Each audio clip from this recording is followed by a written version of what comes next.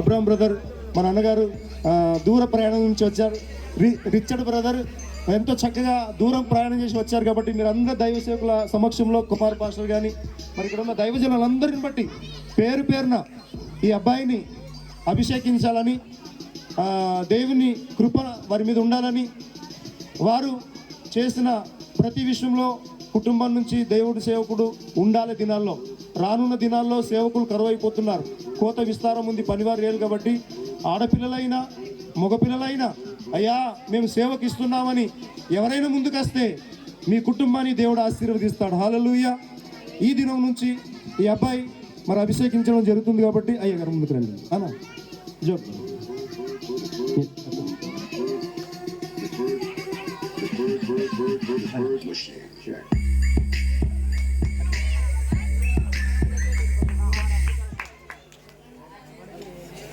మన ముఖ్యమైన వ్యక్తులు ఉన్నారు ఇక్కడ, అభిషేక్తులు ఎంతో పరిచయం భారం చేస్తున్నారు. రాజేష్ గారు మాకు ఏదన్నా అడిగితే కాదనకుండా అయ్యా నేను ఉన్నాను మీ అంటని ధైర్యపరుస్తూ ఉంటాడు.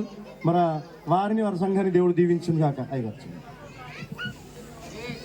అందరూ దైవజనులు చేయి పైకెత్తి వారి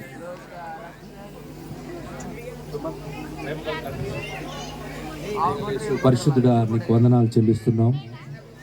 సుమంతును ఈ లోకములో జన్మించక మునిపే నువ్వు ఏర్పాటు చేసుకున్నావని మేము గ్రహిస్తున్నాం. తల్లిదండ్రుల మాటకు విధేయత కలిగి బాల్య వయసు నుంచి యవ్వన వయసులో ప్రయాణం చేస్తున్న తన జీవిత కాలంలో ఇప్పటి నుంచి నీ సేవ పరిచర్య కొరకు తన జీవిత కాలమును ఆలోచన, తలంపులు, ఊహలలో, తన ప్రవర్తనలో, నడవడికలో నీకు మాదిరికరంగా నీకు ఇష్టకరమైన జీవితాన్ని కలిగి జీవించినట్లు ఇగో దేవుని సేవకులుగా మేము నీ కుమారుణ్ణి ప్రభా నూనె పోసి అభిషేకిస్తున్నాం. తండ్రి నీకు వందనాలు. పరలోకము నుండి నీ కుమారుణ్ణి మీరు అనైంటింగ్ చేయమని ప్రార్థన చేస్తున్నాం.